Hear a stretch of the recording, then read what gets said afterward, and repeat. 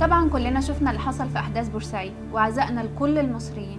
انا اصلا زملكاوي وعمري ما كنت اتخيل ان في يوم ممكن البس فانيله النادي الاهلي، بس هم بغبائهم كل ما بيحاولوا يفرقونا بيجمعونا اكتر. لأن خلاص ما بقاش في حاجة اسمها أهلي وزمالك، بقى في حاجة اسمها مصر واللي هي أهم من كل حاجة. المطرب الاهبل دايما بيتكلم عن المؤامرات، ومذيع البط بيتكلم عن الاجندات، ومش هاممهم اللي بيحصل في مصر. انا نفسي اعرف حاجه واحده، دول ملتهم ايه؟ يعني دين ابوهم اسمه ايه؟ المؤامرة موجودة فعلا، بس تعالوا نشوف هي ممكن تبقى ازاي.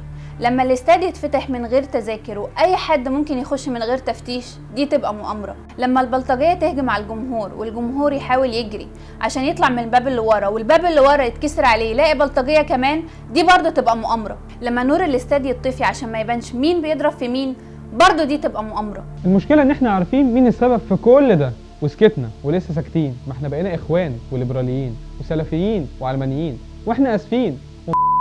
واخرها بيحاولوا يفرقونا ويقسمونا اهلاويه وزملكاويه، بورسعيديه ومحلويه، بعد ما كنا كلنا ايد واحده من ايام 73 لحد ما قتلوا منا 73. لان بكده هننضم لمينا دانيال والشيخ عماد عفت وغيرهم كتير وقفوا في وشه وقالوا لا. ما هو الطرف الثالث ده مفتري وما بيرحمش. بس هو مش شخص واحد، خلوا بالكم، هو عدة اشخاص بيتحكموا في مئات الالاف.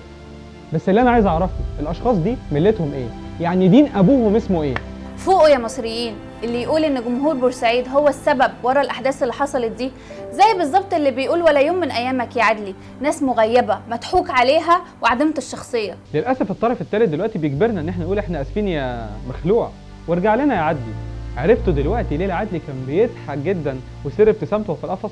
كان بيقول في سره اللي جاي احلى. الطرف الثالث حرق المجمع العلمي، سرق البنوك والصرافات وعربيات نقل الاموال، وبيقطع الطريق وبيقتل المتظاهرين وبيسحل المصريين. الطرف الثالث قتل 73 مصري في بورسعيد. بس عادي يا جماعه، ما تقلقوش، ده بيحصل في كل بلاد العالم عادي يعني. اللي عايز اعرفه الاشخاص دول ملتهم ايه؟ والطرف الثالث ملته ايه؟ يعني دين ابوهم اسمه ايه؟